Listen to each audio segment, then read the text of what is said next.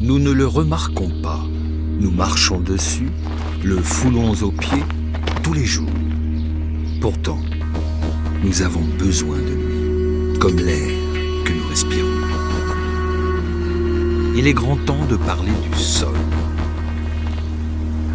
Grand temps de le protéger. Sans lui, il n'y a pas de vie. Il nous nourrit et nous sommes responsables pour lui. Le sol résulte de la dégradation progressive des roches sous l'action du soleil, du vent et de la pluie, des animaux et des plantes. C'est ainsi qu'en 2000 ans se crée une couche de 10 cm de sol fertile. 10 cm seulement en 2 millénaires. Un sol que nous épuisons en quelques années, perdu à jamais. Les forêts et les plantes protègent le sol. Chaque année pourtant, 13 millions d'hectares de forêts sont défrichés et les champs exploités de façon inadéquate. À cela s'ajoutent les monocultures et l'exploitation des versants. Après les récoltes, le sol reste nu, sans protection.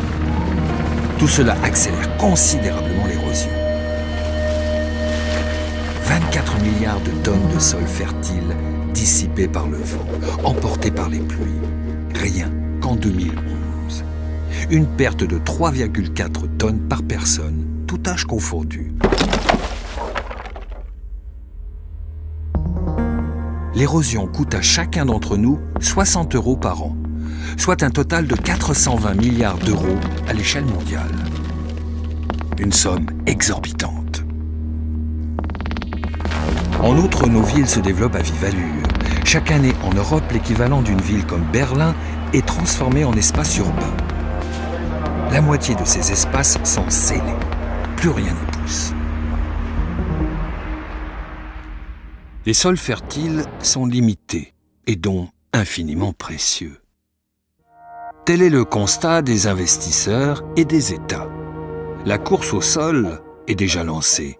L'accaparement des terres, souvent avec des moyens douteux à des fins douteuses.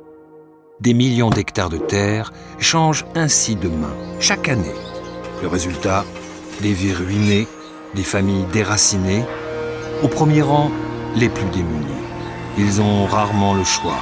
Parce qu'ils ont besoin de terre, ils détruisent les forêts pour survivre. Il nous faut plus que jamais des terres saines et fertiles. On estime que d'ici 2050, il y aura moitié moins de terres arables disponibles par tête d'habitants dans le monde. Mais déjà aujourd'hui, 1 milliard de personnes se couchent chaque soir, le ventre vide. C'est 1 milliard de trop. Et ce nombre ne cessera de croître chaque jour si nous ne distribuons pas les terres équitablement, si nous n'augmentons pas sensiblement le rendement de chaque portion de terre, ou si nous ne découvrons pas une seconde terre. Mieux vaut cependant ne pas trop compter là-dessus.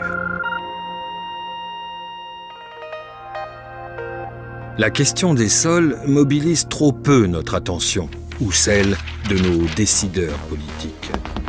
Nous voyons les rayons de nos supermarchés bien remplis et croyons qu'il en sera toujours ainsi. Nous vivons à crédit, aux dépens des sols. Ils ne sont pourtant pas inépuisables. Si nous prélevons de l'argent sur un compte que nous n'alimentons jamais, un jour ce compte sera vide et notre crédit dépassé. Et nos sols seront épuisés.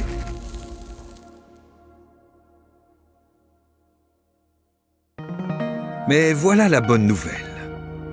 Nous savons depuis longtemps comment préserver le sol pour nos enfants. Rappelons-nous, le sol est une matière vivante, sensible, qui a besoin d'être choyée. Ce n'est pas une usine. Le droit à la terre, c'est un droit de tous. Ce droit doit être sauvegardé par la loi. Nous ne pouvons pas laisser notre fondement de la vie disparaître sous l'asphalte. Les cartes sont entre nos mains. Nous devons ouvrir les yeux et réussir à appliquer nos connaissances, afin de ne pas sentir un jour le sol se dérober sous nos pieds.